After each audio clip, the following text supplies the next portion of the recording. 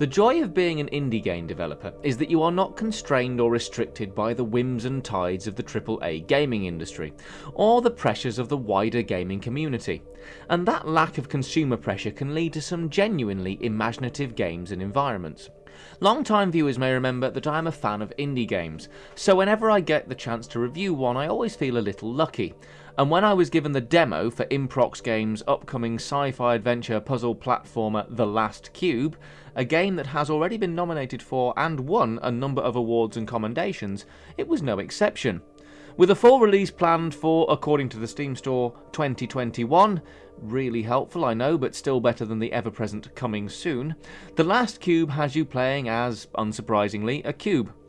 Specifically, you are the lone survivor of, I assume, an entire race of cuboid beings whose cube-shaped spaceship has been catastrophically damaged somehow, and your job, going against all my previous experience with lifeforms flying through space in cube-shaped spaceships, is to fix it.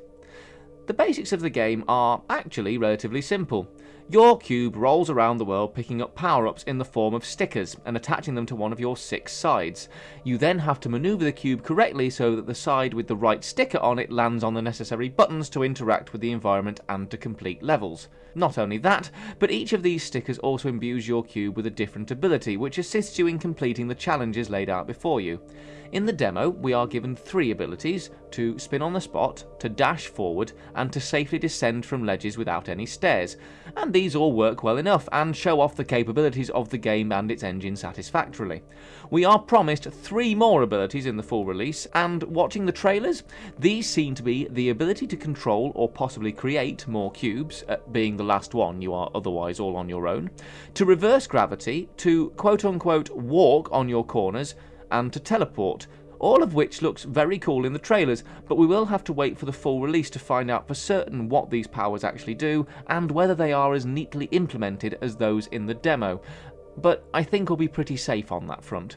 Mechanically, you see, this is also a pretty solid display. The Last Cube plays smoothly, the graphics are crisp and polished with some nice environments on show, the controls are good and relatively intuitive, and the puzzles are imaginative and make good use of the in-game mechanics. Nothing ever feels like a single-use power-up for this level only, and you are expected to just remember what each one does and use them all appropriately, but this is balanced by each section of a level only having the stickers you need to complete it, allowing you to compartmentalise and streamline your puzzle-solving prowess.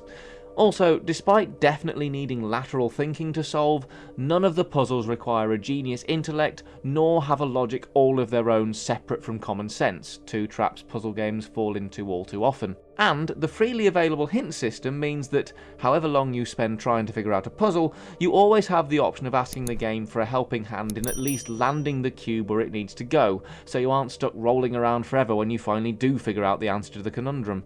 A nice and balanced way of approaching player assistance which other puzzle game developers should probably take note of. The demo has about an hour's worth of gameplay, depending on how good you are at puzzle solving. I once again refer you to my Ever Forward review for notes on my skill set, and it just about shows off what it needs to.